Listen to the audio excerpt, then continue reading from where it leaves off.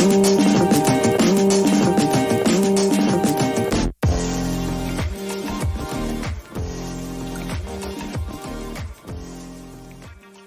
Here's What Happened is a proud member of the But Why Though podcast community.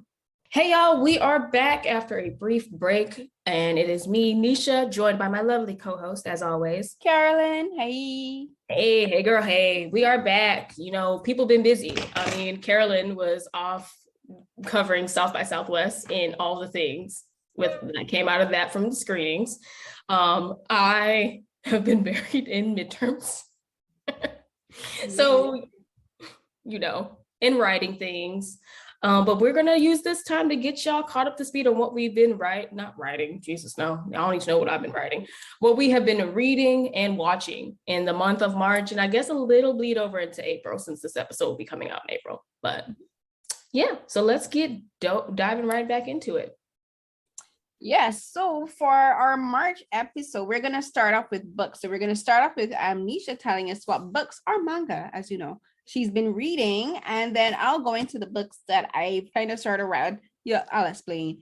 And then we'll do TV shows and films. So Nisha, you go first. Yes. And yeah, kind of sort of red also goes for mine too. But yeah, I am very excited to talk about the books that I have. So what I have here, and I'm showing Carolyn because y'all can't see this, but give y'all a little background. If you've ever heard of a little film called The Castle of Cagliostro, its full title is actually Lupin the Third and the Castle of Cagliostro, that was directed by the amazing Hayao Miyazaki.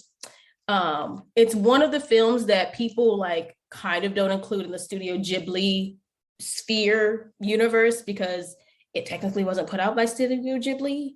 It's confusing, but when you see Studio Ghibli, it's not always, people don't always know that Lupin the Third is in that sphere of in that space of things that came from Hayao Miyazaki at that time. So yes, and Hayao Miyazaki also was a director on the first season of Lupin the Third. So he has about 12 episodes where he was the head director on. So that was just to give y'all some background information, because I have in my hand from my trip in Seattle, where I went to this awesome bookstore that my friends took me to, called Kinokuniya, is the screenplay, where you have the screenplay and the basically shot for shot, what did we just called it? What was it called? Is it basically storyboard? The storyboard. So it's the screenplay and the storyboard in this book. And it's a nice, hefty book. And it's just I was showing Carolyn, clearly both of these things are printed in Japanese. It is actually the thing I love about the screenplay and the storyboard is that it's handwritten.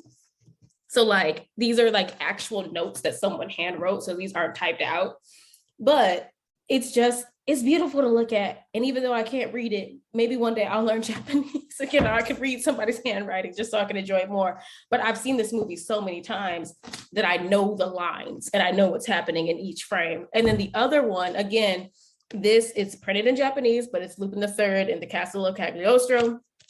And basically what they did is they took the movie and they made it into this little manga book, and it's just so cute. And the thing that makes me so excited about both of these, one, because it's Lupin, two, because it's Hayao Miyazaki, but y'all don't understand how rare these finds are, because when you go to bookstore, I went to this bookstore and I found these were the only copies of each of these books.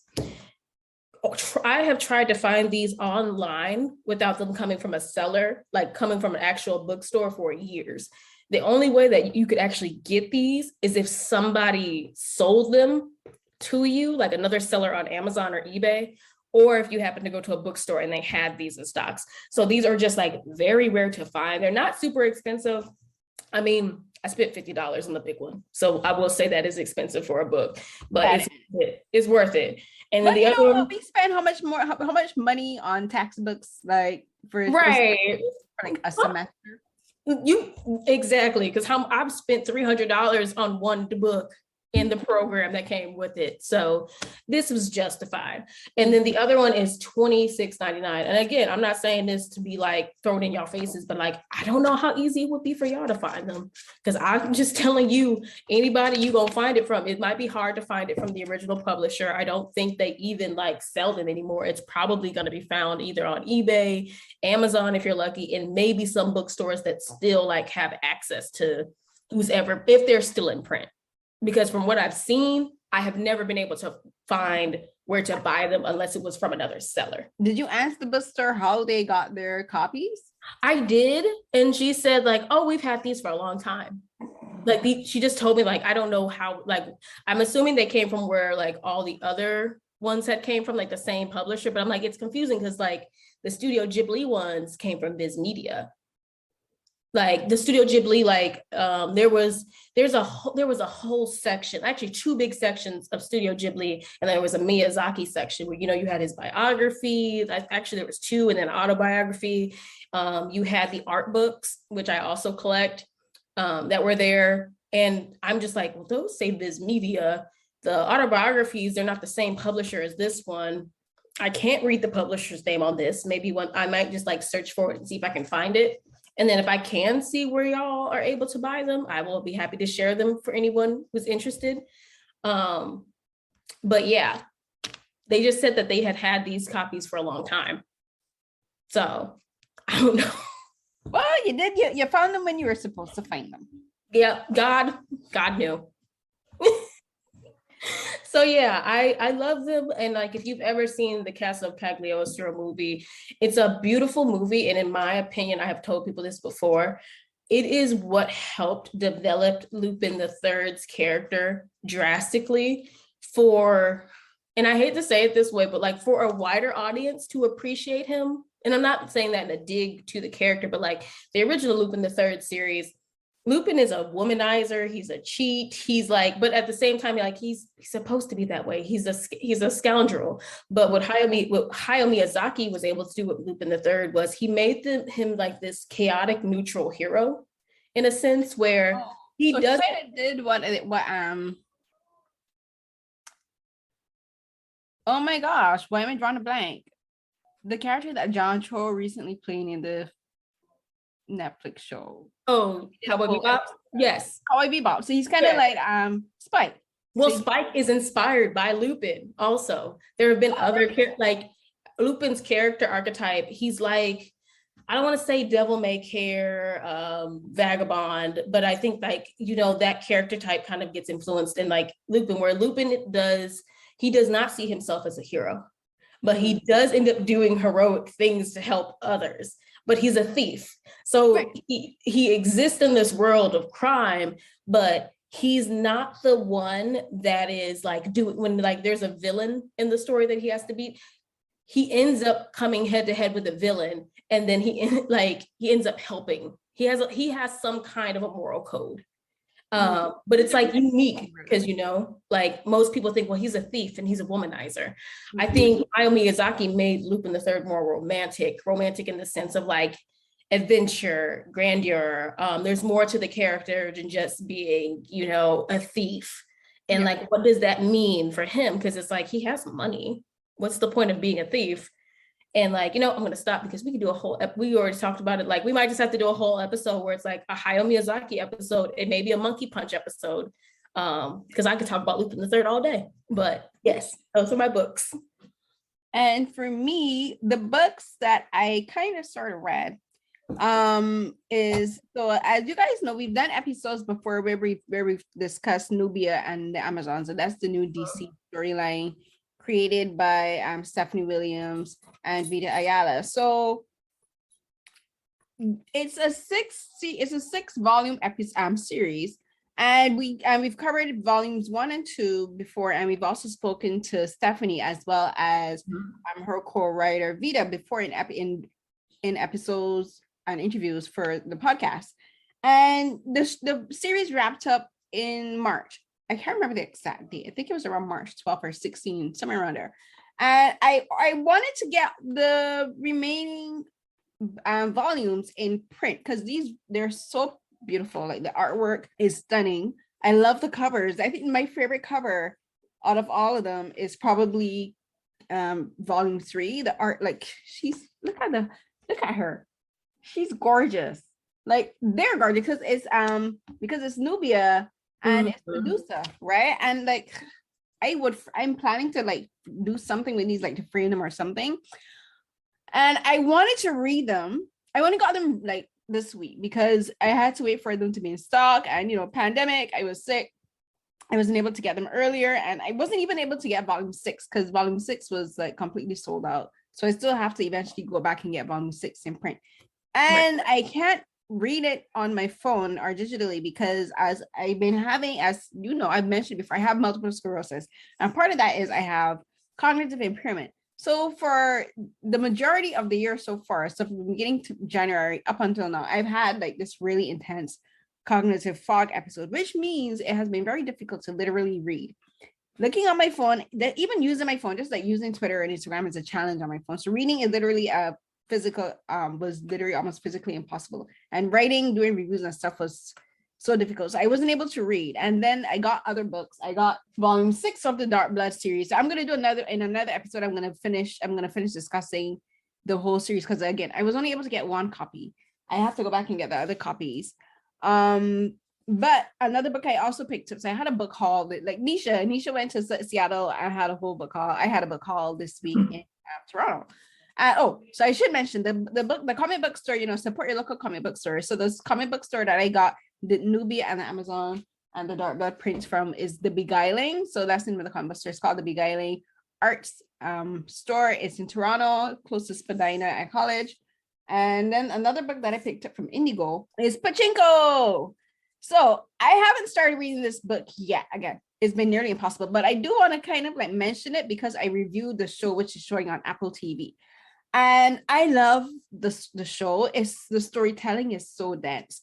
And the writer, the show creator, Soo Hugh, I think she did a fantastic job adapting this book into screen, because this book, when I say dense, I'm not even joking. This book, written by Minjini,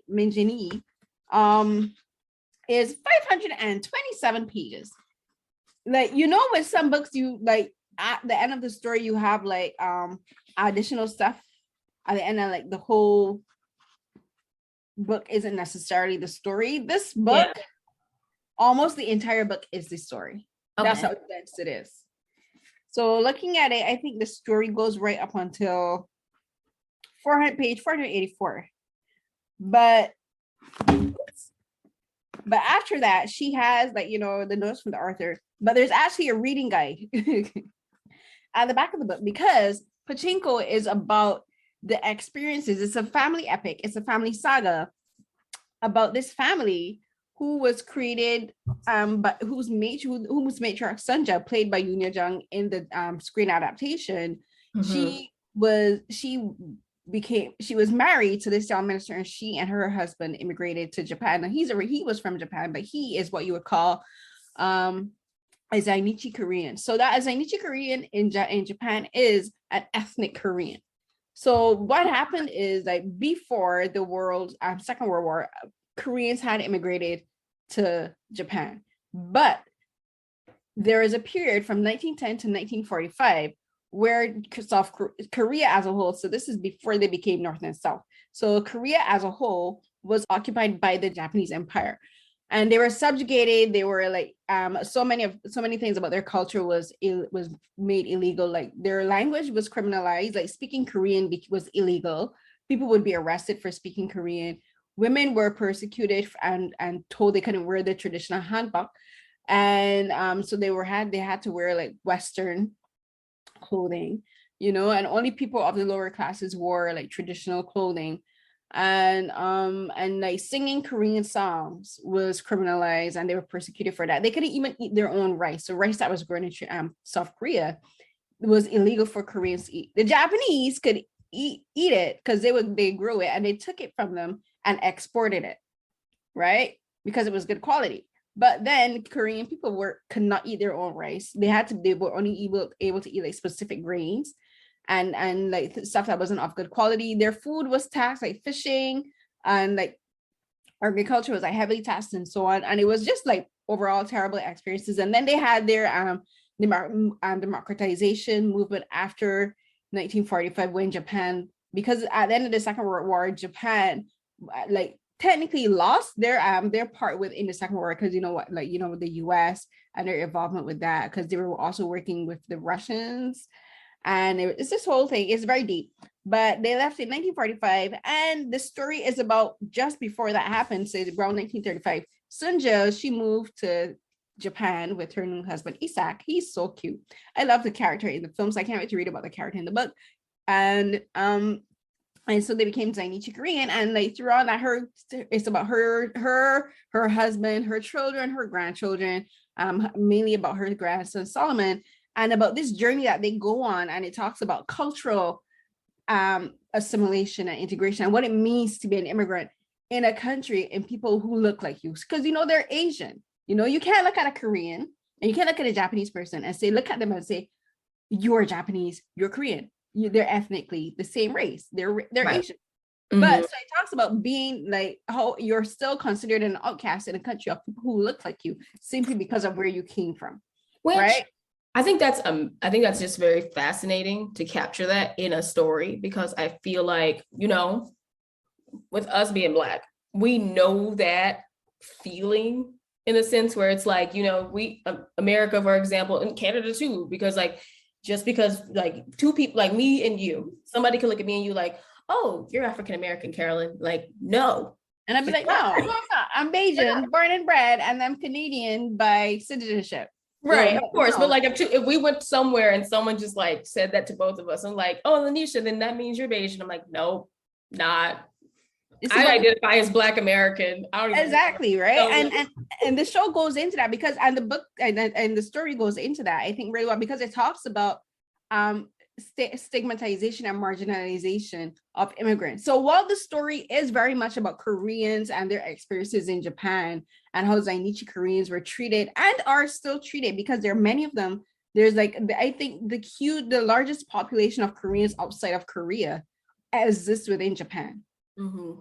Right, so like there's this huge amount of people, and many of them are still looked down upon in Japanese society, and many of them are, and it talks about, and even though the story ends in 1989, I believe, as I said, when I read the book, I'll know, because the story does, like, some specific events timelines are taken out of the show, and I think that's because they're hoping if they get a second season, the stuff that isn't in season 1 will be in season 2, which makes sense to me. I understand that.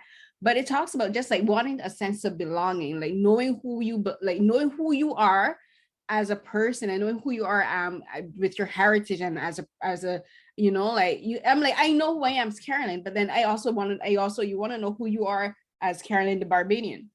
Mm-hmm. You know, and it talks about that. It says that you're talking about these characters. So Solomon knows who he is, but it's like, does Solomon know who he is as a Korean Japanese person, and as a Korean Japanese person who went to spend a predominant amount of time of his life in America, because he went to America and he was an immigrant. He went to school in America. So it talks also about those dynamics of like being an immigrant in Japan and then also being an immigrant in America, and how that differs, because, you know, in America, like there'll be more like the anti-Asian racism, and, you know, and then it talks about like the differences in how women are treated and men are treated. Like immigration, being an immigrant is very different from men and women, because women, they still have to face sexism and misogyny in patriarchal societies. Men don't have to face that. Men are more likely concerned about, you know, earning money and being successful and coming to the top of the ladder and social status and all that. But women are like, we got to fight you. We also got to fight as women. We also got to fight as they recognize as human beings. You know, we also got to fight in societies that subjugate women. And, you know, and it talks about, like in my review, I said the show very much is like, the more the world changes, the more it stays the same. No matter how much the world has progressed, we still have racism, we still have sexism, we still have xenophobia, we still have xenophobia, you know, we still have misogyny, we still have, you know, we still have all of these things. And it's like, the world has not changed very much. And like, while the show as a story is about Koreans and Asians, I, as a Black woman, I, as an immigrant, related so much to the narrative and the story that was being explored. And it was just like, that's one of the things I love about being a film critic, where it's like, where films and TV shows show you that the world is very much the same for a lot of people. It is very, it changes and it's different, but it's still, some things are very much the same all around the world. Like some experiences are universal, right? No, that's a great point, because I mean, like, to all the people who said they just couldn't relate to turning red to Maya's character, I'm like, okay, so you didn't have the exact same experience as a character in a film, because this character in the film doesn't represent your experience. That doesn't mean other people can't find little nuances in the story. Like you said, like, this is a story about, that features Asian immigrants, Korean and Japanese people, but you're still able to identify with some of the nuance of the story and how like that is compared to your experience. Look at that. And it didn't have to be someone that looked just like you. Yeah, it is. And it is, I really can't wait to get into the book. It's dense. I'm going to be going home in April. And I'm planning to start reading this on the plane. If I can't sleep, this is what I'll be reading on the plane. And Minjini has another book. It's called Millionaires for, I can't remember, but that's another one I intend to get eventually. So those are my books. It's not, as I said, not full reviews. And I kind of did the same thing with the other 2 books that I did for February. And as I said, my brain isn't working as the way I would like it to work now. And I wish I could read, but it is what it is. But I still have, these things are so great to read, to pick up. So as I said, Nubia and the Amazons, Pachinko by Minjini, and the Dark Blood series, which is distributed by Viz Media. You can purchase them online, or as I said, go to your local bookstores, go to your local comic book stores, support them, and pick up the copies there. And I'll be linking my review of Pachinko in the description as usual, and in the blog post for the podcast, and it was posted on joysauce.com. And I've been like tweeting the show. I forgot to like tweet it this past Friday because I was hungry and I walked to the metro to get something to eat. I got wings and pizza, and I got home and I was like, wait, I forgot to do something. And I was like, oh wait, I forgot to live tweet Pachinko. But it's I'll do the next week. But it's available on Apple TV Plus. It's a great show. It's their second Korean drama, but it's technically their first Japanese drama as well, because Pachinko is mostly in Korean and Japanese, and with a little bit of English. And I love that. They give equal weight to Japanese and Korean language, and the way that they use the languages in the show, I think, is phenomenal. I can't wait to speak to Sohyu about that, because there's very subtle nuances in how the show is subtitled, and like which character is speaking which English and which language, because Korean is in yellow and Japanese in blue. But it's very well done. Pick up the copies if you can, and that will be it for our book section. Next we will discuss shows, and Nisha will go into the show that she wants to discuss, and then I'll take my turn. Nice. So yeah, I'm gonna just dive right on in. I can't wait to watch the show, because I'm also a fan when shows do that, when there's multiple nationalities or citizens from other countries, where it's just like, let them speak in their language instead of just everybody speaking the same language, because I think it just makes sense. Because I just watched a movie that did that. It's something pirates, but it was a Korean drama on Netflix, and there were Korean pirates and there were Japanese pirates, and then they even had a translator, but then you have the subtitles. So I love that. Sorry. Oh, I know what you're talking about. I haven't seen this film because this is the second part. So there's a first film. The first film is on Viki. The first film is on Viki, but the second one is on Netflix. And it's kind of funny that Netflix produced the second film, but somehow didn't platform the first film. It makes no sense, because unless you see the first film, you're not gonna you're gonna miss a whole lot of context. It's like a flashback, and I'm still like, I feel like I missed something. And again, did not know about the second film to the first film until you said something. So like, yeah, it's still a good watch, but it's called The Pirates: The Last Royal Treasure. So if it's a good, if y'all was fans of Pirates of the Caribbean, this is right up that alley of just like high seas fantasy and adventure, but better in my opinion. And it's like comical. There's nothing serious about it. Yes, exactly. But yeah, I'm gonna get into my 2 shows. And just because, again, anime heavy, I do apologize, but I'm also not sorry, y'all. But first one, I recently wrote a review on it, and a few weeks ago. It is called Kotatro Lives Alone. It is an anime. My review, did you watch it? I haven't seen it yet, but I've seen clips for it. I've seen the clip where he's feeding the cats, no, not feeding, he's sharing his birthday cake with the cats, and it's like so sweet. I'm like, oh my gosh, this kid is adorable. My son, my nephew. Yes, he's also my nephew. We can share him. He's our nephew now. But yeah, so I'm going to say it right off the bat. I went to the show with zero knowledge of it, had no background information about it. I just picked it up and I watched it.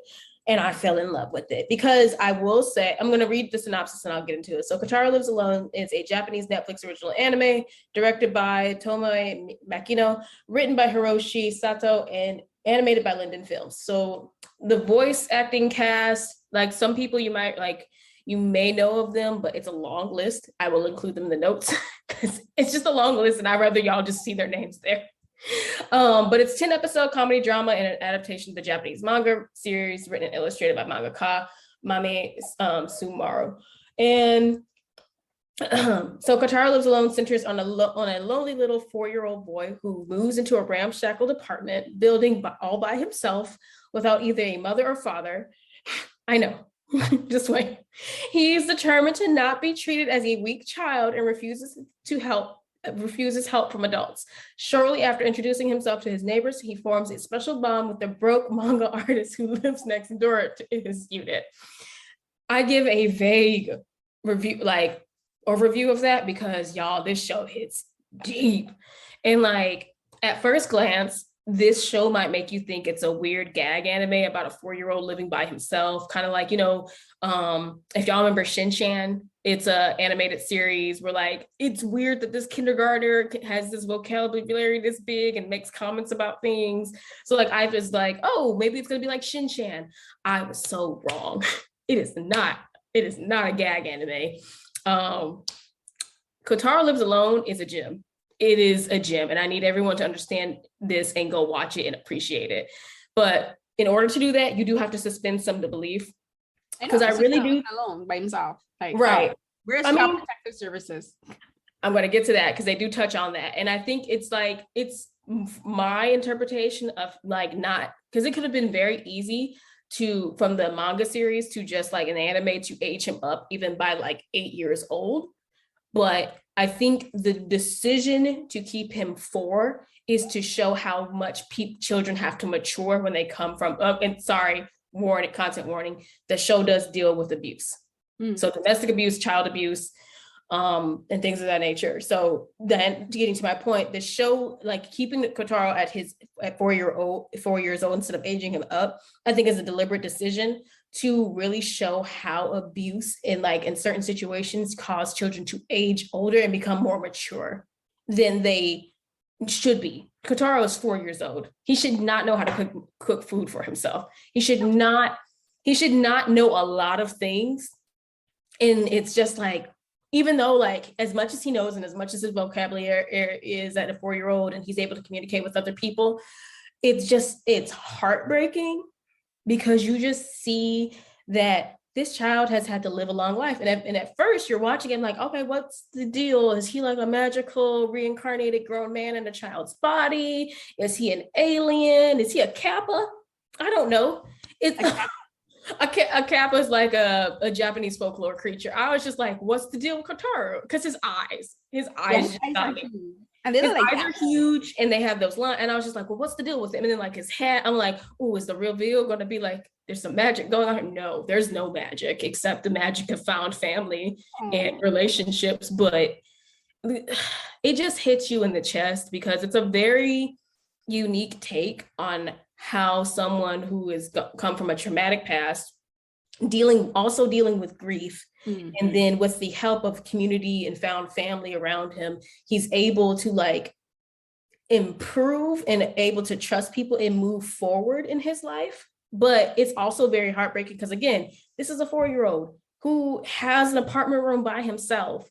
And, even though as much as he wants to not be seen as a weak child, which comes from, just to give y'all some background, it seemed from what's been told in the story so far, it seems that Kotaro's father was abusive to his mother.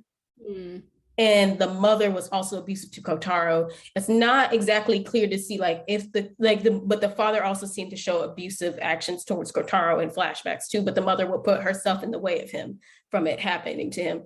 But it's so it's complex Yeah. It's not just like, and then like but then Kotaro will talk about his fond memories of his father and how the games that he would play. And it was before the darkness took over him. We don't know what he's indicating to the darkness, but he much like other victims of abuse blame himself for not being strong enough to be with his father and for being scared by what was happening around him. Or like when he talks about his mother fondly, he's like, I miss my mother and I want to see her again one day and I want to show her that I'm stronger. But then like when you hear stories like my mother would put on gloves to bathe me, like, so your mother never touched you, like never physically touched him.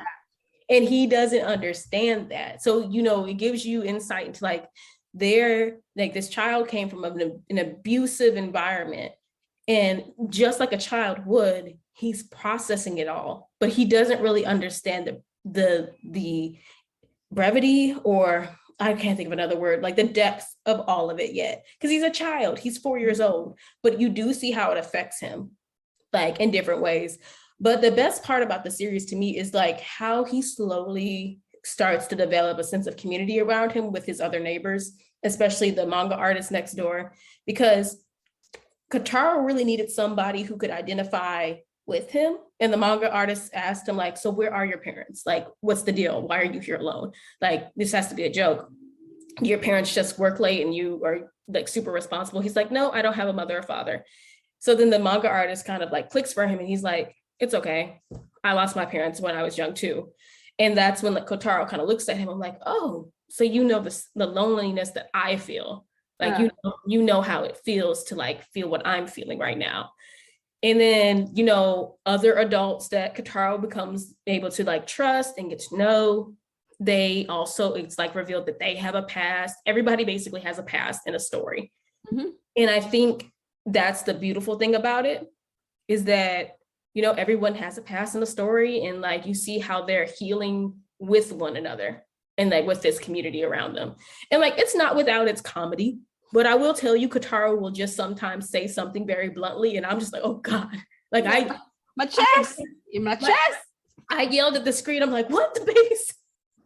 When they said like, well, Kotaro, when's your birthday? We should celebrate it. I'm like, I never thought of my birthday as being something to celebrate. I never thought of being alive as something to celebrate. I was like, the babe, no one celebrated the baby's birthday or made him feel like he was worth celebrating. Like, oh, the baby, oh, my heart, my chest. And then the way he talks to other kindergartners, he's like, stop crying. Your mom is working really hard to take care of you. I'm just like, he's just so grown up. And then there was an episode about, you know, how dentists will spend more time with children. So like, it does give insight into like how halfway homes, abuse, like in like Japanese culture, like how, like it's giving a little insight into, you know, that. And I think I'm not saying it's like word for word, obviously, because I have no idea to go off of, but I think it's showing a side of this where people, you know, there's the trope of, oh, I'm just a kid who lives in their own apartment because their parents aren't around, and it's an anime and it's accepted, where it's like, this, like, no, this is real life. This is a real issue.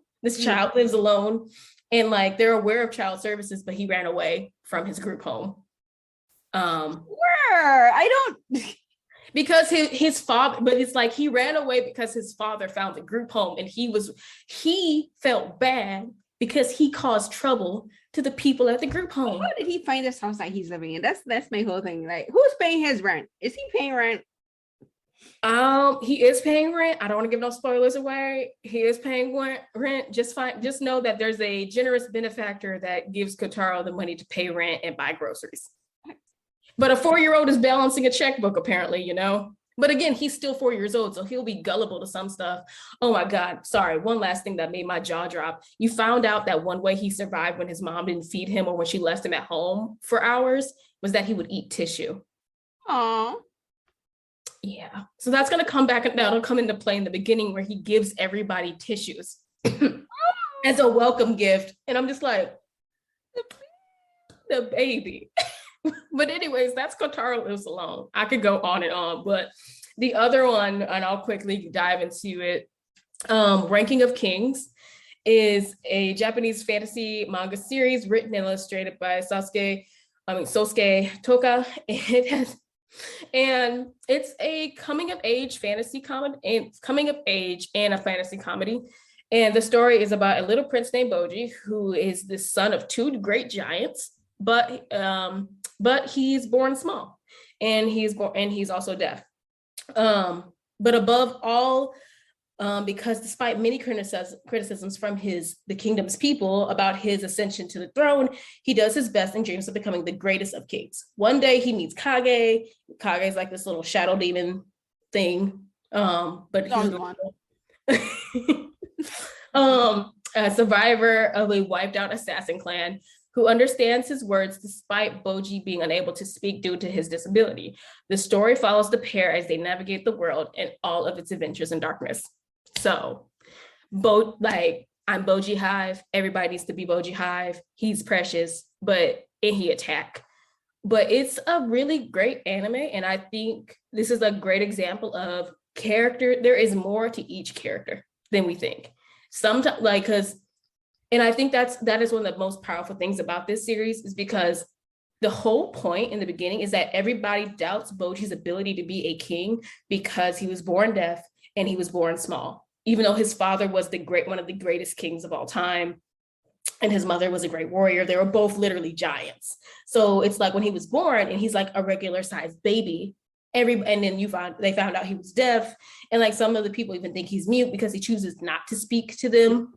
So they just thought like, oh, who is this deaf kid? Like, how is he going to be the king? How is he going to lead us? Like, his father was so great. What can he do? So the whole point is like, everyone doubts Boji and his abilities because of his disability and his size.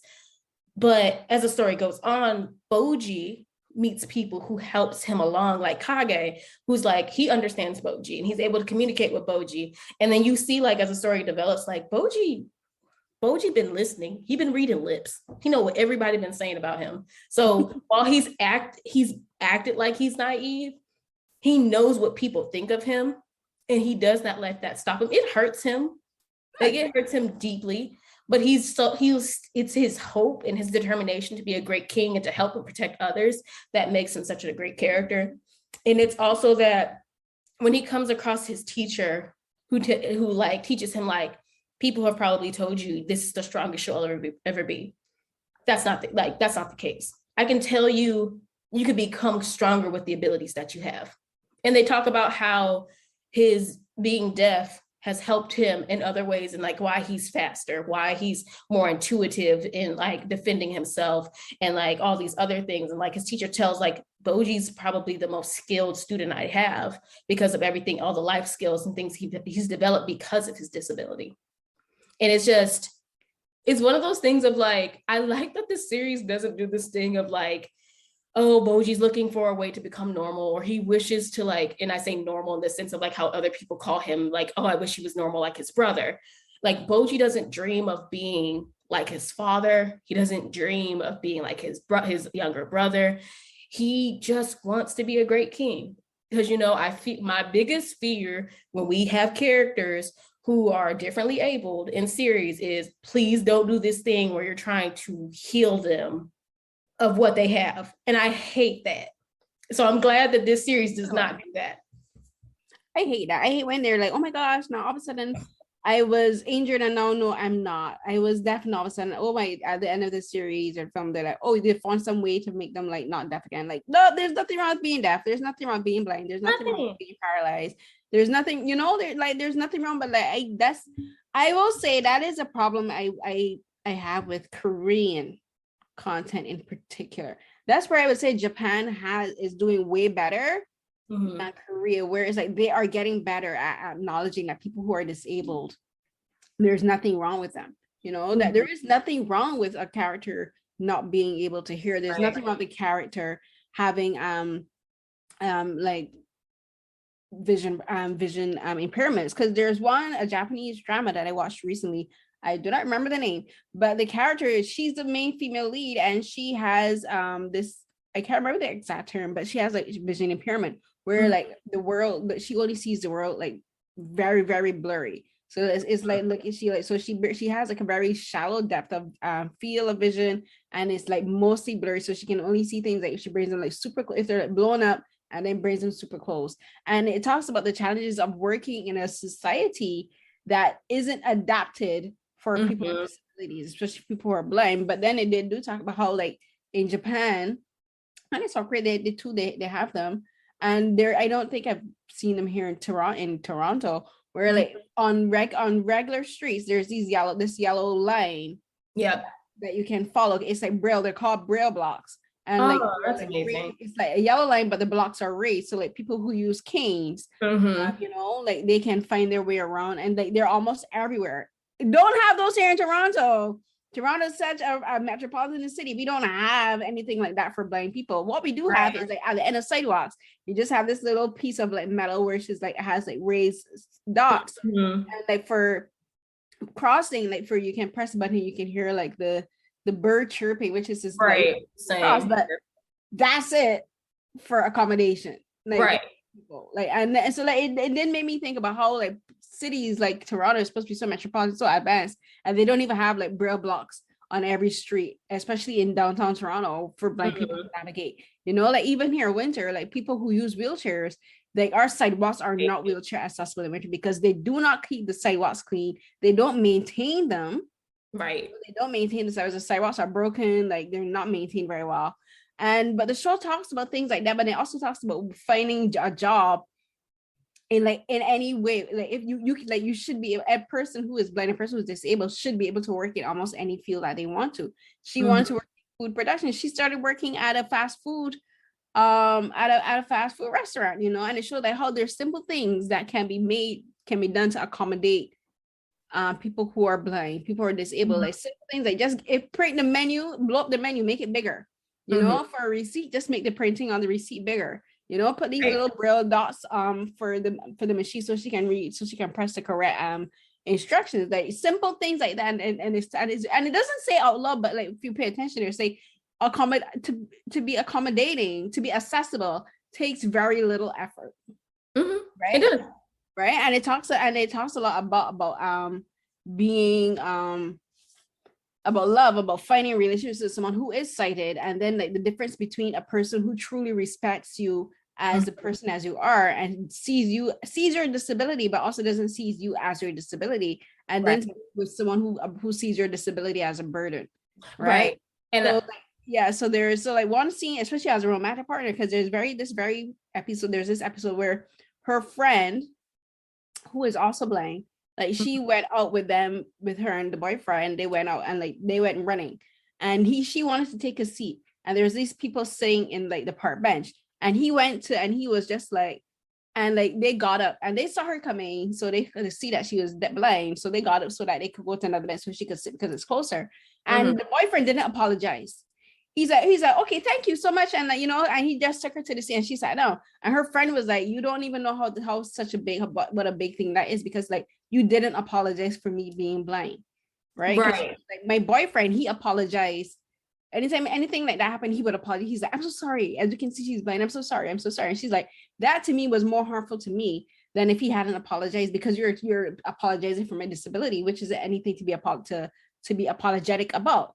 Right. And it showed you the differences in how people's reactions to people who are disabled can actually be as harmful as people who are who stigmatize people who are disabled. So I love that. And I love that there's a show like that shows that you can have people who are deaf and who can be leaders, you know, and also there are people that choose not to speak. Like everyone who doesn't speak doesn't mean that they're mute. You know, some people just be like, I ain't got nothing to say to you, so I don't feel like that be it. Like he chooses when he speaks, and like, because like people think the fact that people that like, oh, he's deaf and he's mute and he's tiny, so like how can he be a king, and how can he do this, and how can he lead us?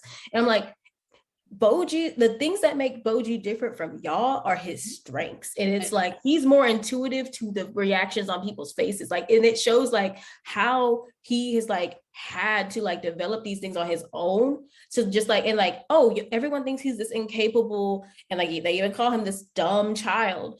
And it's just like, he's not. He's very clever. He's very capable. It's just that he has needed, once he found the people that could support him and back him and help him believe in himself when he doubts himself, he can achieve anything. He can achieve greatness. And that's what it takes, is just like exactly what you said. Instead of having people that look at him as like burdensome or dumb or incapable, it's like he's able to do anything. And I think that's the most important thing, believing that this child can do anything and showing your support and your love for him can help him go anywhere. And it's like, so again, as I said, the characters are complex, and I will just give this, like, it's not a spoiler, but when you first meet Boji's stepmom, because his mother died, you first meet Boji's stepmom, you think she is the wicked, evil queen stepmom. Like, she just seems to give off that energy when she first introduced. Like, she's reprimanding him because he came home and he's naked because he believes somebody needed his clothes. So he just literally has on his underwear, and he's so proud of himself because he helped somebody and he gave them his clothes to sell.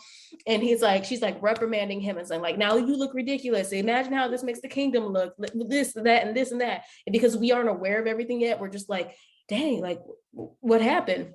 I'd be like, I'm like, how about you go and take him to buy something instead of literally giving him the clothes? Because then what are you going to wear? Are you walking around like indecent exposure, people? And he doesn't, Boji is the type that will give those clothes, literally gives the clothes off his backs to help somebody. And that's just like what makes him such a sweet child. But it's like, so then as the story goes on, you understand that like the queens can, like, she did not always know how to express this. And I think she lost sight of that as she got older. And as Boji got older, and she's like, I need you to grow up and be the prince that you can be so that people can see you as capable. But she didn't understand how her reprimanding, how the way she talked about him, and because she did not know that he could read her lips that whole time, how it really affected him and his self-esteem. And then it's like in the beginning of their relationship, you see how she really made an effort to like learn sign language and to help him and to like be there for him. She wanted to be the mother for him after his mother was gone, not to replace her. Like she said, I'm not here to replace your mother, but I am your new mother and I love you and I want to be here for you. And you see how their relationship developed. So she was somebody that Boji trusted, but like once that person that you love kind of treats you, like you said with the boyfriend, like apologizing because his girlfriend is blind, instead, like that's equivalent to like what Boji's stepmother did, where she made him feel that he was incapable of doing things, and that his brother was more suited to be king. And it's kind of like, and then the story flips itself, because later on Boji comes back and she sees like, I was the one that stopped him from like reaching this level. I was the blockade. I was the one that made him feel so incapable and that he couldn't do anything. And then she realizes how she messed up, and she like tells him like you're able to do it, and like that helps him like get reassurance in himself. So it's great. Y'all just go watch it. You can watch it subbed, you can watch it dubbed. It's on Crunchyroll. It's amazing. Join Boji Hive with me, and I am done. Yeah, the Japanese drama that I mentioned, I just put a little brief mention it because I think it's really good, and it would be a good watch with the one you're talking about. But that's not going to be the drama that I'm talking about. The two dramas I'm going to talk about is Pachinko and Bel Air. So I'm not going to go full on into a Pachinko review because I talked a bit about it when I talked about the book, and I'll link the review that I did. But I did want to mention like the cast. So like the story does, as I said, Pachinko is about this matriarch Sunja, and it shows mostly like her teenage years and then her years as an old woman, who is played by Yunya, and Kim Mina plays teenage Sunja. And I just love this character. She's so nuanced and she's so complex. She's so smart, but she's also so naive because of like her background, because she doesn't have a formal education. When she was younger, she meets this man, Kohansu, who is just like, he's trash. He's a scallywag, a scoundrel, but they kind of like portrayed him a bit more suavely, I think, in the show than in the book. And the show version is played by Imeno, who is considered a heartthrob. I'm like, yeah, he's extremely good looking, he's extremely pretty to look at, but his acting does nothing for me. I'm being honest, people. Imeno bores me to tears. I've seen other dramas with him, and no, he does not do it for me. He doesn't. He's a pretty face. Nothing wrong with that, but he's a pretty face to me. I'm sure there are other people who like are fans of his. Yeah, they're like, oh my god, he's like a handsome. I'm like, yeah, but are we really looking at his acting abilities? But I'm not gonna go into that. But then the rest of the cast is Beck Solomon, who is played by Jin Ha, who he is Sunja's grandson, and he is also the main protagonist of the story. So technically, this show, the story is about three main characters, which is Solomon and Sunja, Young and Osunja and Solomon.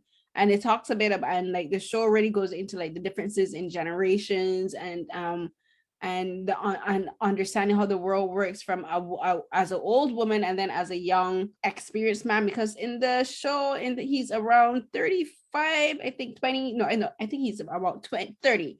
So it's about he works at a bank and he thinks he knows so much about the world, but it's like, do you really, Solomon? Because like these people are being passive aggressive as hell towards you, that you're not picking up on it, right? But then it shows about how he's also condescending, and it talks about a lot about how immigrants, when they move away to, especially to North America, they lose so much of their heritage because they have no one to, like, they're trying to fit in. So it talks a bit again about assimilation versus integration.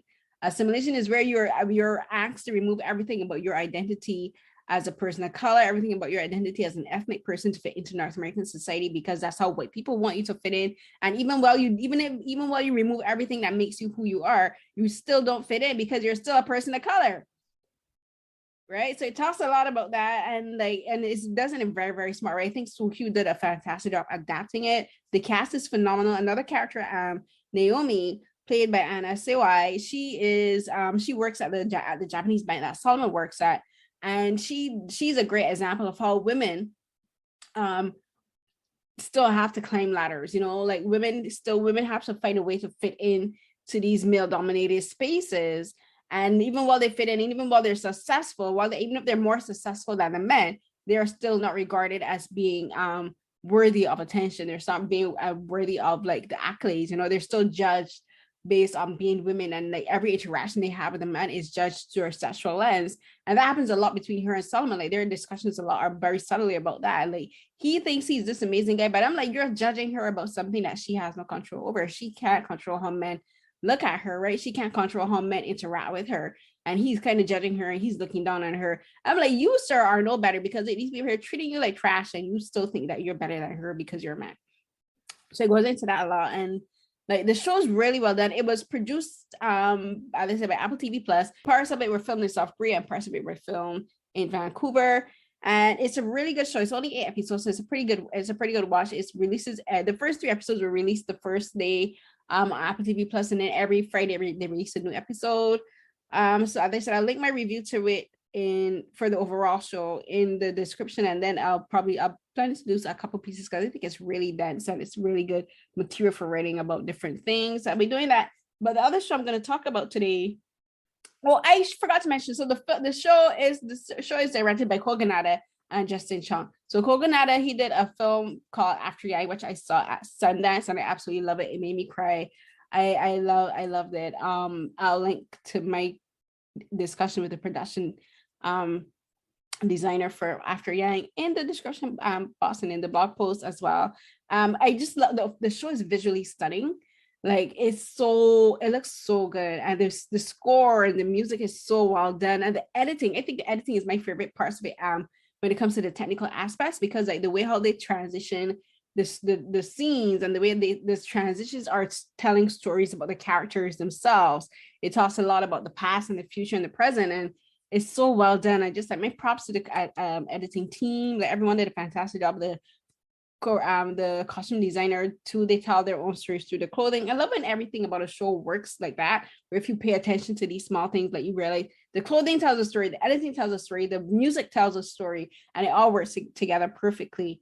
The other show I'm going to talk about is Bel Air. And so this is one that when it kind of created an internet sensation, because the person who created it, he just did like this video on this short video. It wasn't even a proof of concept. It's just he just did like, he was like, what if Bel Air, the Fresh Prince of Bel Air, was a dramatic show instead of the comedy that we all knew it to be. And I think he also did it with Arthur. Like, what if Arthur was a CW series? Yeah. And I was like, claps. I want to watch both. And people were like, what's happening here? And like, it was all of things, because people are like, why would you go and make this? It looks so serious. It doesn't look good. And it did have its naysayers. I personally didn't have an opinion on it. For me, the whole concept, the whole thing, because it was just like, this is interesting. And then it got picked up. Like, they were like, the Will Smith and the people who were thinking like, how about we actually make this into a show? And it happened. And I think it's so good. It's the cast. Let me pull up the cast list. So the character of Will Smith, who the character that was originated by the actor Will Smith, he is played by Jabari Banks, which I think is ironic because, in the story, Philip Banks, he goes to live with his cousins and his aunt and uncle in Bel Air. You feel like when you said the words, you feel like singing the song. Yeah, and they're the Banks family in Bel Air. So for the main actor to be named Jabari Banks, it is hilarious. I think it's hilarious, but it's like kind of like serendipitous, but he's so good. He had, as I said, so the show's dramatic, so it has its comedic moments, but it's not comedy, right? And a lot of the comedic moments come across with the way how they deliver lines, because Black people are naturally funny, and there's some things that will fly right over people's head, but for Black people, be like, oh, that's hilarious, and we get that, like, right, we gotta catch it. we catch the references, and be like, oh, this is funny because it's a whole cultural thing. Yes, we're diasporic, and like Black people are not a monolith, but there's some things that are just like comedy to Black people specifically. Like we get it, we know, right? And he's so great. And then there's Cassandra Freeman, who plays Aunt Viv. She's a dark-skinned Aunt Viv. Yes, we all know we all know who watched the original show. We all know, like, no shade to second Aunt Viv, but first Aunt Viv was beloved because she was a dark-skinned Black woman. It's the fact that I thought they had a divorce and they didn't tell us, and he just married another woman who was named Aunt Viv, because no shade to that woman. No shade to that woman. No shade to her. They didn't treat her like Aunt Viv, like the first Aunt Viv, because she didn't have that many lines, or it didn't feel like she didn't have that much of a story arc. Like, they did her dirty. But anyways, but it was great to see a dark-skinned Aunt Viv. Yes. And then there is Joffrey, who is the butler, but he's not a butler, he's more like a handler. And he's the family fixer, and he's played by Jimmy Aginbola, and he is Jamaican English. So, like, first you got this man who's short, dark, and compact, and he's like, this entire cast, everybody's good looking. Everybody is hella fine, and he is fine too. And what I love about his character is that because he is Jamaican English, his character is Jamaican English. He is not putting on an American accent. He is an he is an immigrant. Right. That ties into his story a bit. And like what I love about it is like he'll slip into some patois.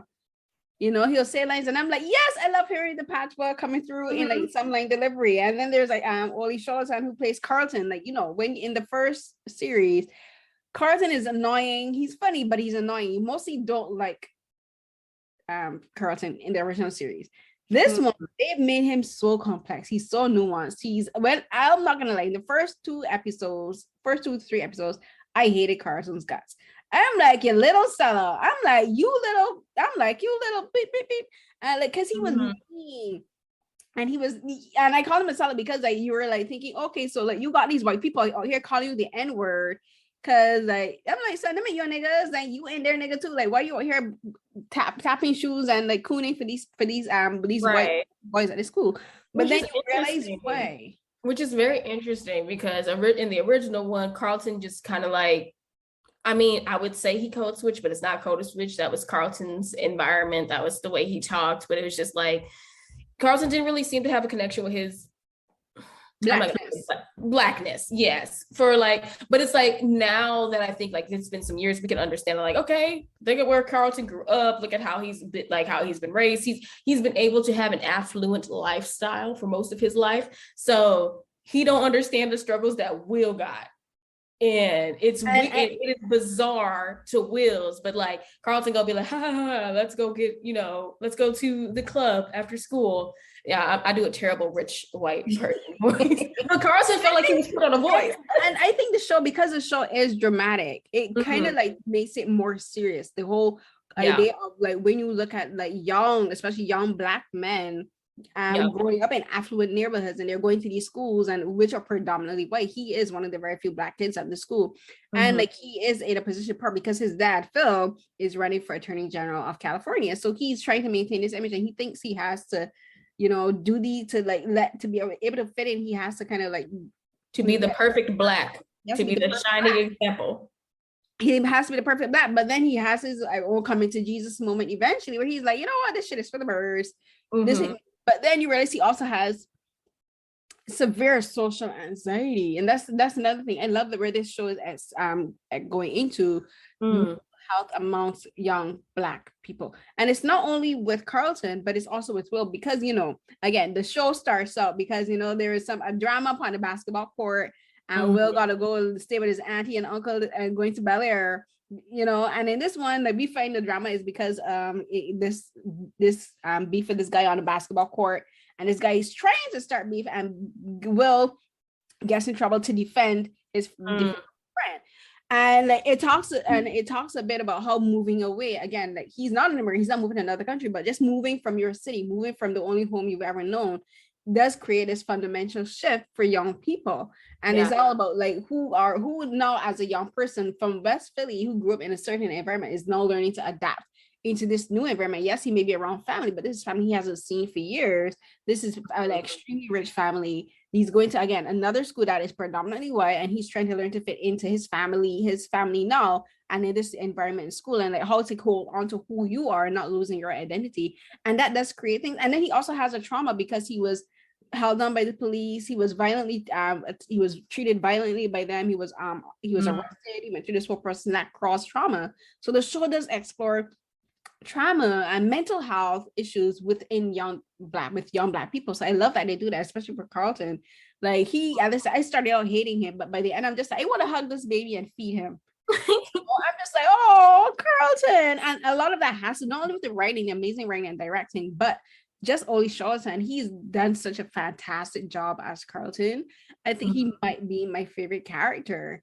And again, amazing performances across the board, but he's done such an amazing job. And then there's Coco Jones, who plays Hillary Banks. Again, Hillary is another character where you didn't really love her, that you tolerated her. You're like, okay, Hillary, you are here.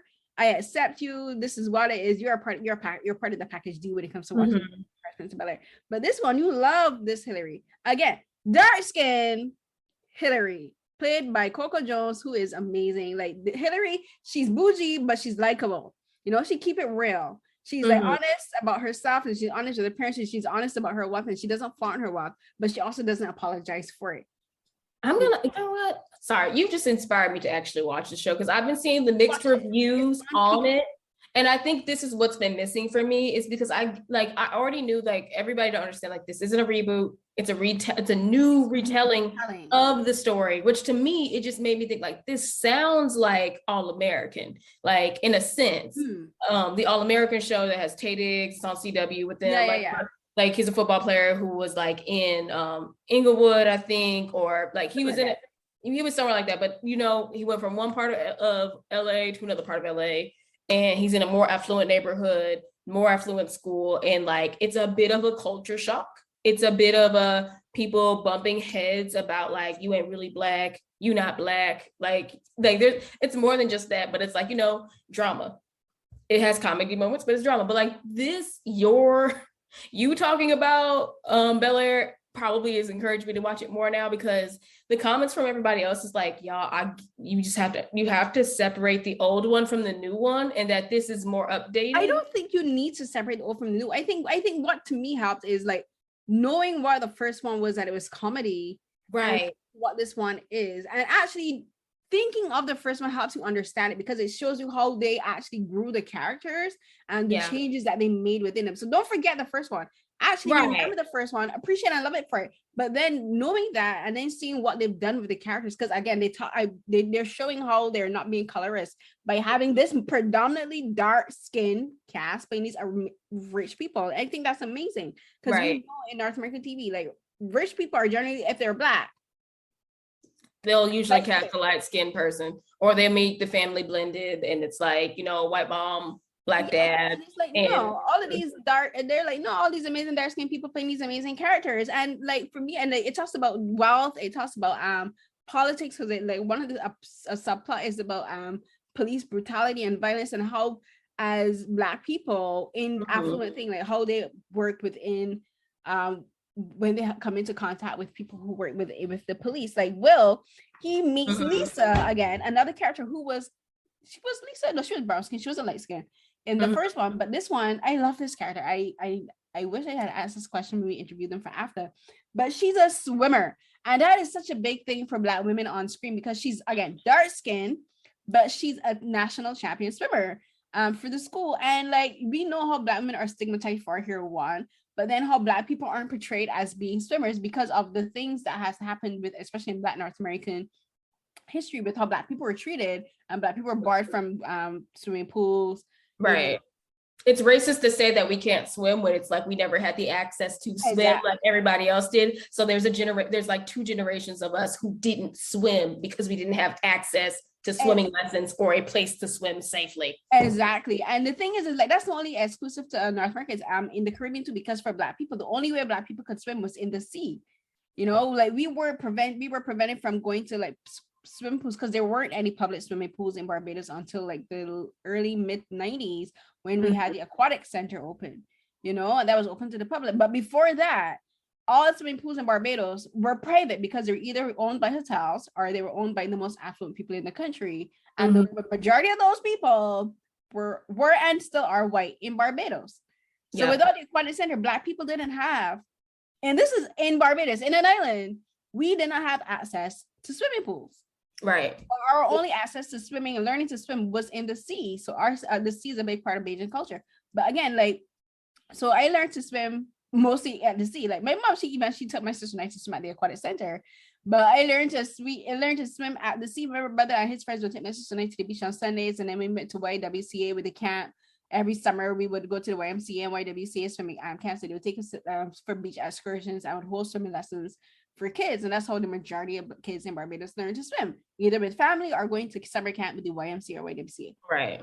So, and then it was only I left school in 2000. Around 2000, one of the only Black female swimmers at that time, internationally competitive swimmers, was a Bajan, Leah Martindale. I think that was her name. But it was a big thing to see this Black woman swimming at the Olympics. And it's still a big thing now because like, we know how Black women are still stigmatized even by the IOC, because like, you know, there was a thing with the last Olympics where they didn't want Black women to wear swimming caps. You know, like they were still trying to stigmatize Black women from like, they tried to say it was an advantage. Exactly. Like I just want my hair to be dry. I don't want to get my hair wet. Squirting up in my hair, down to my hair. Right. So like, I should be able to have braids, put it under a swim cap that will fit my braids that I obviously would know. I wouldn't get my butt long braids. But point is, it's not an advantage. It's literally making it more accessible for people with different hair types. Exactly. So like seeing like Simone Joy Jones play Lisa, she is a swimmer, and like almost every time we see her, well, not almost every time, but at least once, every other episode where she's featured in the main storyline, she's swimming. We see her in her bathing suit, we see her swimming in the water, and I think that's amazing. Even if she doesn't get in the water, at least we know that she's swimming. And she's like, I'm like, this is such a big thing for me. And then there is a character of Ashley, played by Kira Akbar. She's a young queer Black girl discovering her identity and sexuality as being queer, and like she's coming out to her parents. So not spoiler, because we're gonna be posting this after the show done ended anyway. But like she's just gently exploring her identity and sexuality as a young queer Black girl, and I think it's amazing. And like, she has these really nice scenes with Joffrey where it's like they don't talk a bit about it, but you can tell that she's like trying to get comfortable just like dropping small hints and clues, and some of those scenes happen with him.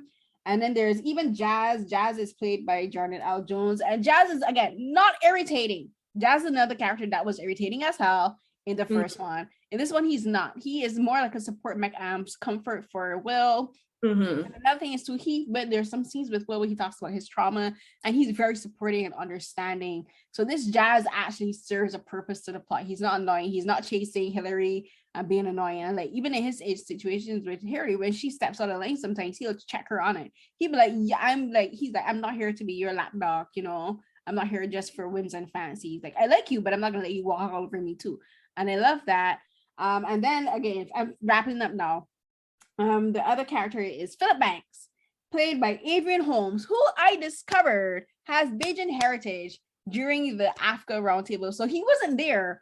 But but Jimmy, who as I mentioned is like Jamaican English, like his parents are Jamaican, and he told me that Adrian has Bajan heritage. His parents, he was born in Wales, but his parents are Bayesian. I'm like, I didn't know. So like that's another big deal for me. Again, this Philip Banks is tall, dark, and handsome. And what I think for me, like we're still learning who he is as a character, I think, but I think Adrian is doing such a great job where like, as Philip, he's arrogant. He has to be because he's running for attorney general, and he's still learning. But even it's showing you how even as adults, Black people still have to learn how to navigate in it's dominated by white people. And even as an adult, when like within the Black community, how Black people, because of wealth and affluence, they have to learn still how to navigate around the Black community, because the Black community will think that you're a sellout. And he's like, I'm still the same person that you did step challenges with at college, you know. And then his character explores that dynamic. And for Aunt Viv, she's an artist, so it talks a bit about how Black women like sacrifice so much for their kids and like rediscovering like there's a time I have to get back my time. I'm reclaiming my time as a mother, as a woman.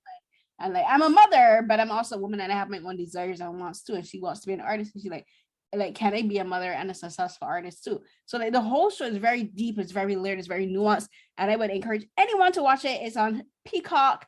It's only 11. The first season is only 11 episodes. The beauty with streaming platforms is once it's short airs, you can go back and you can watch it even if you miss the first airing. Like me, I haven't yet to see Abbott Elementary, but that's one of those shows I intend to catch. Girl, next episode. I've been waiting for the season to end, so I think by the time we put out our next episode, Abbott Elementary time, I am going to talk. I can't wait. It's the way that Quinta Brunson has revitalized weeknight TV. Sorry though, don't want to go off to that, but thank you for that review.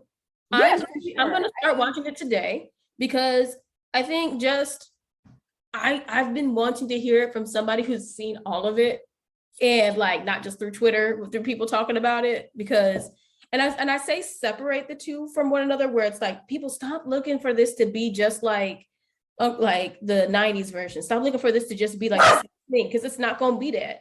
It's not going to be that. Hi, Yoko. Yes, Yoko. She just wanted to get her 2 cents in. Made her appearance. Did you like Bel Air, Yoko? Yeah, you did? Okay. 1 bark for yes. It's 1 bark for yes. 2 barks for no. You're done? She's a woman of few words. But yeah, so then moving. So that was 1 bark. So yeah, she agrees. Agrees. Okay. So then I guess moving into the film section. Let me turn on my timer because I told y'all I was going to do this because I'm going to talk about Morbius. So I'm giving myself a maximum of 10 minutes. I don't think I'm going to need them all, but I just want to dive into Morbius real quick. If you really want to see this movie, go to a matinee. Save your money. Don't pay full price for this movie. It left me with more questions than answers to give y'all. I'll just give the quick synopsis like I did the other things. Morbius is a 2022 American superhero film based on Marvel Comics, featuring the character of the same name, produced by Columbia Pictures in association with Marvel, distributed by Sony. So that can give you an idea of a few things there.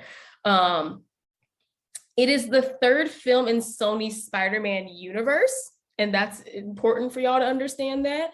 But yeah, so keep that in mind. It's directed by Daniel Espinosa, written by Matt Sazama, and it's of course starring Jared Leto. So yeah, brief plot, as y'all know, Michael Morbius is researching for a cure for a rare disease that he and his dear close surrogate brother Lupin, aka Milo, have been living with their whole lives. So he dedicates his entire life for researching this disease and is looking for a cure. And somehow, looking for this cure, it takes him to bats. And he then runs some tests, does some things, experiments on himself, and he turns into a vampire. That's a very, very, very high level overview of the film. Okay, let me just get into this. I can't determine if it's the matter of Jared Leto's acting or the writing of why I did not care about Morbius. Because Jared Leto just does and I say this, Jared Leto's Joker is more interesting than Morbius.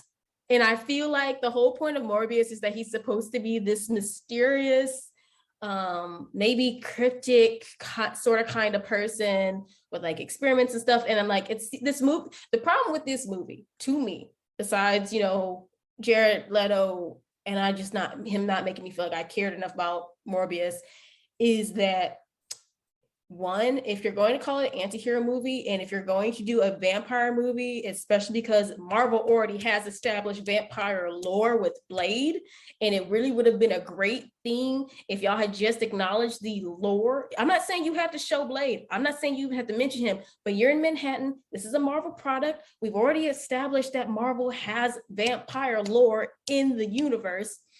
This would have been a great opportunity to talk about vampires in that sense. Maybe he just maybe connected a little bit to the lore that already exists in Marvel regarding vampires, just a little bit, because even though Morbius is not a vampire in the sense, like at least in this movie, he's not a vampire in the sense that Blade is a vampire. Blade is a daywalker. He is born from a vampire, whereas Morbius gives himself this treatment that gives him the natures of a vampire. And that's where I'm kind of, the pseudoscience don't really stick, because I guess, yeah, sure, he takes the bat's DNA and it's something about enzymes that will help him and his enzymes, and that'll cure him of his disease and, you know, and heal him. But like, how do we get vampire? There's no, and I say pseudoscience because I'm like, there's no weird supernatural thing that happens. It doesn't make sense because bats are RNA and we're DNA. And that's why in mythology, like, you've never really actually tied bats to humans. Right. That's why there's always some kind of supernatural element involved, because it doesn't make sense. It doesn't. First, most bats aren't even bloodsuckers. Most bats are vegetarians anyway. And they do this whole thing where like these bats are rare. They're from this part of South America. They are meat eaters. And I'm like, okay, but what I'm not understanding is where the supernaturalness of this comes in, because you just took bat DNA. And for the, like, again, I'm not explaining this process because it's pseudoscience. You took bat DNA, human DNA, you blended it, made the DNA spinny thing go, and then you inserted it into you to heal you. Where again, I'm still confused to get the bat enzymes and all that. It's not that I need you to explain it to make sense. It's just like, I don't understand how you get supernatural abilities from bat DNA. Where it's like, if there was a supernatural element or occurrence that happened in the experiment, sure, that helps explain something. But I need just like a little explanation, because it's like, yeah, he's not going to be a vampire like Blade, or like the vampires that Blade fights where like he burns in the sunlight. Like, no, he has apparently the abilities that these bats have. It's not like when Peter Parker got bit by a spider that was experimented on. It would have made more sense if he experimented on a bat. Yes. And that bat had some kind of supernatural healing capabilities. And then the bat's DNA that he put into him caused him to have it. Nope, you just took some bats, mixed it, did some sciencey pseudoscience with it, and put it in your body. And then that's what always takes out. And that's, I don't care how outlandish a story is, how crazy a plot is, how somebody gets superhuman abilities, whatever. I just needed to make some kind of sense. It needs to be more sense than it's just a regular bat. I know. I just gotta be able to be like, okay, like in the mythology you're creating, I buy it. Right. If it's supernatural, I buy it. Supernatural already makes you already suspend disbelief. You know, if it's sci-fi, fine. I can suspend. Right. It lacks sci-fi for me. The fantasy is lacking. And that's where I think it loses me. Like it's lacking, because I'm like, maybe I need to do some research. My understanding of Morbius purely comes from the animated series of Morbius with Spider-Man, and like, you know, where there was the arc with Blade. So like, that's where my understanding comes from it. So this was just like, this is lacking some sci-fi, the phi being the fantasy that I need to understand how this bat DNA gave you supernatural abilities. Right. So there's that part. And gives you all the properties of being a vampire. But anyways, the other thing, just make the movies rated R. Sony, Marvel, make the movies rated R. This movie has the same issue that the Venom movies had, but the Venom movies were good because Eddie is funny with Venom. It's like a buddy cop movie. They play off of each other. and it gives you something to laugh at, but it's also the seriousness of carnage and all that stuff and like death. And like, but you make it, it's a dark humor. Venom works as a dark humor in action movie. This doesn't work because you just have Jared Leto for most of it. Then you have the villain, who I will say, the villain doesn't understood the assignment. I don't know if the assignment was clear from Morbius. It's trying to be an anti-hero movie, and I think it struggled to find being an anti-hero because like he did all this stuff to find a cure for him and his friend and his brother, surrogate brother, and like for other people like them. But that all goes out the window in the second act because he's so focused on being, you know, a vampire now and trying to cure that, which, okay, cool, makes sense. But where's the anti-hero really, except for like you accidentally killed a few people who were bad guys on a ship, that and then like you're using these abilities to do what? Just serve yourself. So I can't really call you a hero, and except for the fact that you took out the villain.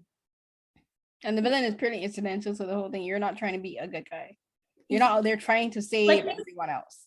Right. I think it like he does like his whole life he dedicated to healing others like him and like extending their lives and doing that. So like you know he has like he has a moral compass for doing good.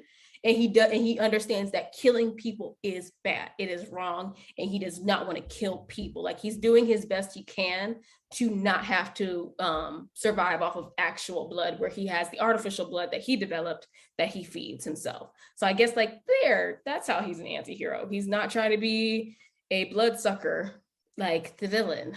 But anywho, so there's that. But yeah, I think if they had really just not dug into, but like lean into the vampire lore that already exists in the Marvel Cinematic Universe. I mean, like for most y'all not gonna recognize Blade as being in the MCU, but I will in this sense because they've already acknowledged that a Blade movie is coming. So I feel like it was a missed opportunity to not kind of lean into like, it could have been as simple as an Easter egg about, you know what, these deaths look similar to that thing that happened a few years ago. I don't know, something like that.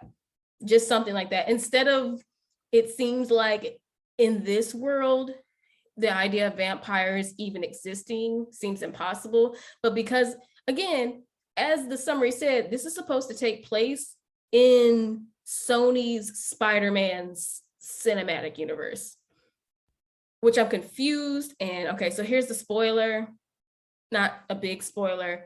If that's the case, I'm gonna just say it. I was gonna try to say it. Y'all remember from the Vulture from the first Spider-Man movie starring Tom Holland and what's that man? Michael Keaton. Michael Keaton is the Vulture, yeah. Yeah, he's the Vulture. He shows up in this movie, but they do a tie-in with No Way Home where there's a multiverse rift, and Michael Keaton, the Vulture, ends up there in that universe. So they're trying to say they're going to try to do a second Morbius film with Vulture there instead of with. I think they're going to. That we know. I think this was set up for Sinister Six, but we don't know where Peter Parker is in this universe that they have been where Michael Keaton has been transported to. Like, I remember in the trailer they mentioned Venom. So, and then from what we know in Venom's universe, there is no Peter Parker. Or there is no Spider-Man, at least as far as we know. So, or like there is no Peter Parker, or they haven't introduced Peter Parker or Spider-Man to Venom. Like there's no acknowledgement of that. So again, my confusion is there gonna be another Peter Parker that we're gonna have to be introduced in this universe? Or is the Sinister Six gonna find themselves over to Peter's universe? Because that's where I'm so confused. Like, what is the Sinister Six? I'm like, and I told y'all this movie left me with more questions because, like, okay, there's gonna be a Sinister Six movie, but you took Michael Keaton from the universe that our Peter Parker is in and put him in a different universe. Why did he go to a different universe? And the whole thing about Michael Keaton, does it have to do with because of the whole how they bought out the Sony? I mean, it still doesn't make sense because the Peter Parker we know in the MCU is owned by the Sony. Like that's theirs. So everything. But the thing with this, why this might be why they may have shot themselves in the foot, so to speak, with this is because like Morbius is bad. No one is gonna go and see a second Morbius picture I mean, pretty much, but I guess by putting him in the Sinister Six movie, but I mean, like, I just need to understand, how do you take a character that was already in Peter Parker's universe, that you could have just started the Sinister Six there, and you could have just took Morbius there, but Morbius doesn't know who Peter Parker was, so that's why he didn't go there. But I don't understand why Michael Keaton ended up in Venom in Morbius universe. I guess we'll see when they do the next D23 conference. We'll find out, I guess. I would like somebody to draw me a board and explain it to me like I'm 5, because it doesn't make any sense. But hey, just give me my Blade movie. They should have handled the vampire, like, if honestly handled it should have been like the Blade. Like, not saying it should have been like Blade, but like, that's how you do a horror superhero movie. This is not a horror superhero movie. There are horror elements in this movie, but it's not it doesn't come off as like the dark horror superhero movie that I think they were going for. And now I'm done. I didn't went 3 minutes over my time, but I'm done. Look, I'm gonna be quick with my wrap up too. So the last thing we're gonna talk about is my film. My film is a Korean action film called Spirit Walker, written and directed by Yoon Jae-kun, and it's gonna be on Hayao, and it's gonna be released by Walgo USA on digital and Blu-ray. So it's not available for streaming as yet. This one is a good drama. It's a good action film. The action choreography is really, really good. It has some really good driving chase sequences. This one is an interesting concept because it's about this man who is unable to remember his own identity, and he wakes up in a different body every 12 hours. Right. So it's an interesting concept where it's like, even as the audience, we don't know who he's going to be next. Right. So at 12 a.m. and then at 12 noon, he changes body. So we don't know as the audience who he's going to be. He doesn't know who he's going to be. And it's this whole thing about following all of these clues of like trying to find out who he is, how he ended up with this ability. Is it an ability? Is it a curse? And it's something with the government involved. I'm suspecting that this film is going to have a part 2. We need a part 2 because it does not explain how he becomes a spirit walker. So the whole spirit walker thing is because he's able to transfer bodies. He doesn't do it consciously. It's against his will. Right? So it's not like he picks a body and says, well, I'm going to go and transfer. It's like, it's not about that. It's completely involuntary. And that's the terrifying thing that you can see. It's all about this man who's terrified. Like, I don't know who I'm going to be when thing, but I'm also I need to find out the answers. I need to find out what the fuck is going on. Excuse my language. What the hell? I mean, I would feel that way too if I'm just jumping into people's like, what the hell is going on? Right. And like I think one of my favorite things about this film is the VFX. So like sometimes when he's in locations, like the world around him shifts. And like, it changes, and it's not that the world is changing. That's just how his brain is processing him going into this new body, right? And like you can see, like scenes break down, and like furniture moves, and walls change, and like the whole like each buildings change and become. They don't do it often in the film, which I think is smart. So it doesn't become a gimmick in the film, and it also I think like helped with the budget because that would have been a lot of money for VFX. They use it as strategic points, which I think is smart. And like the main character, Kang Yan, who is played by Yoon Kye-sang, he's really good. I think this is one. I think normally I've seen him in more dramatic emotional roles. Like the last drama I saw him in was Chocolate. That one made me bawl my eyes out. Oh my god, that drama. Food porn, like the cinematography in that drama is stunning, but his character broke my heart. But he was really good as Kang Yan, and then it also stars Park Yoon-woo and Im Jae-yeon, and it's really good. I think for some people may be like, do I have to watch this film a second time to figure out what's going on? But because I was thinking about it, I'm like, would I tell anyone to give it a second watch to really understand? But I think that's the whole point.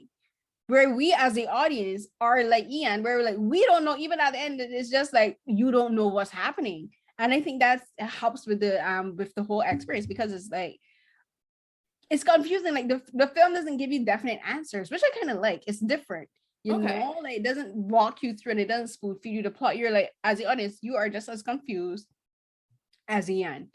You don't know what's going on. You don't know who all of these people coming at him. You don't know why these people are coming at him.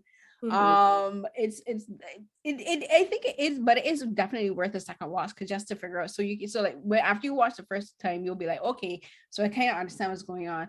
And then the second watch, you'll be like, I still don't know what's going on, but I'm intrigued to see what the hell happens in the sequel. I hope they get to do a sequel. It's really good. it's different in like there's not a lot of dialogue, so it's not a very dialogue heavy film.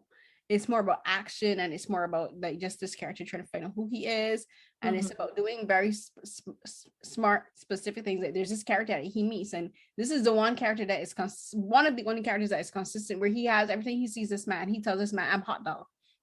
And when you find out why he says that he's hot dog, I think it's like pretty genius, and it's like that's how the person knows it's him. Right. And the person, because this man is like, I don't know. He's like, why the hell are you doing this? Why are you taking me? And he's like, it's hot dog. And he's like, okay, I get it.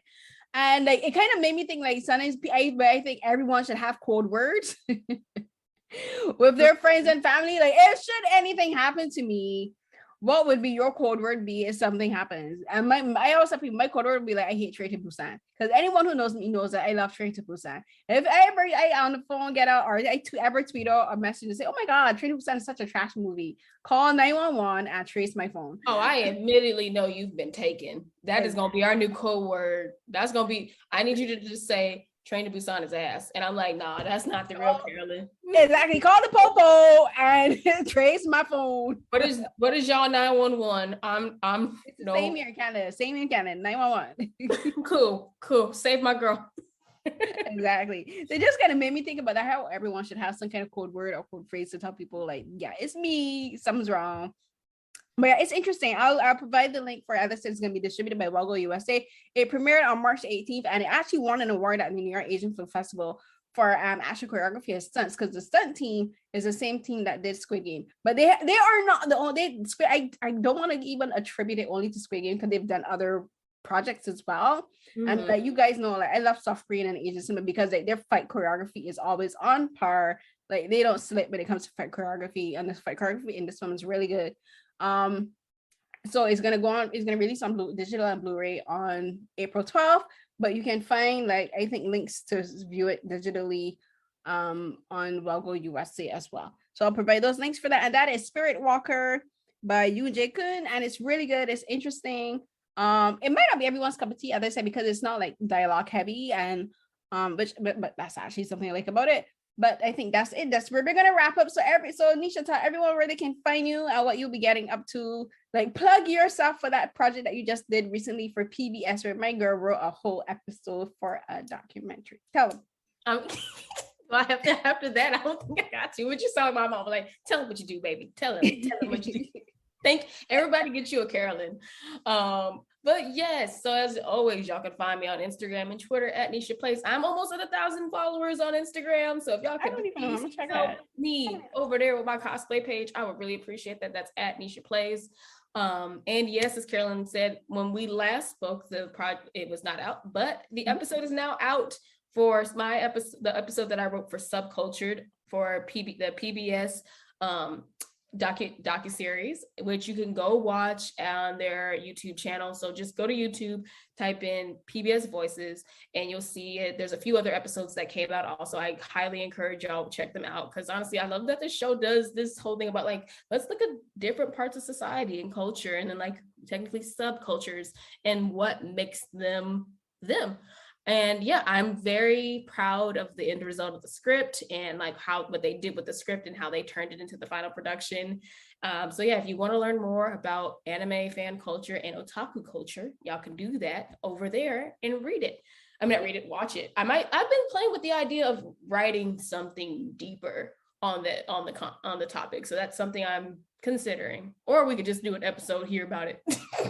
We could, because I'm like, well, you guys know, like Nisha is the manga professional. What's the word I'm looking for? Expert. But I have been watching. I've been really getting interested into manga and manhwa. I had stopped reading them for a while because that's something we should do a special episode on that, because I've been watching more of the BL, or as I prefer to call them, middle of dramas, and a lot of them are adapted from manhwas and manga. And I was reading Semantic Error. Somehow the writer decided they're gonna have a cliffhanger and be like season 2. I don't know how you gonna do a season 2 of the show just wrap. What?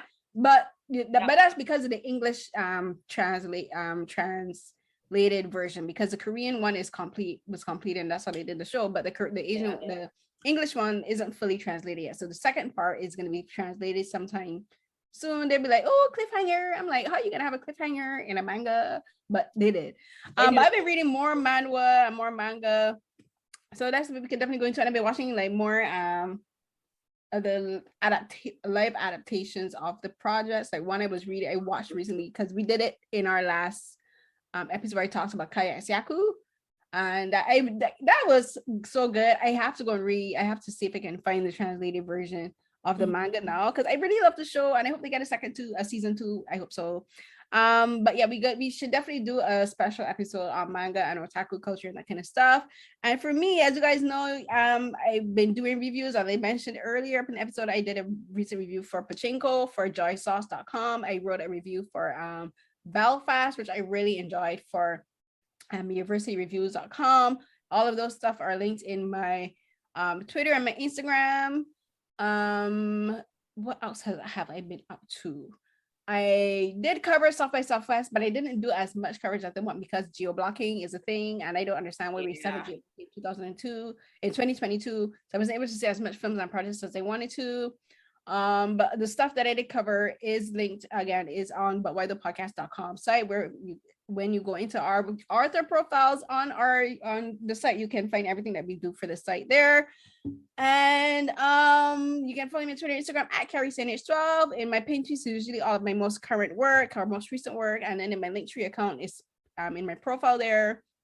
For everything you can watch on my YouTube channel, the podcast Beyond the Romance, and Carolyn Talks. I've been doing these live call-in sessions with a new app called Call-In. Those are good. I've been doing like almost every Sunday at 3 p.m. Eastern. And I've been doing my Saturday night sci-fi live tweets as usual, every Saturday night at 10 p.m. Eastern. Me and my co-host, we hold tweet sessions where we do sci-fi genre films, TV shows on various streaming platforms. And as for my Beyond the Romance podcast, I do dramas with Carrie, where I tweet some of the dramas that I'm currently watching. You can go and see everything that I'm doing. Just look for the hashtag. And I think that is it. And we wrapped up until the next episode of So Here's What Happened. Everyone, stay safe. Bye. Bye.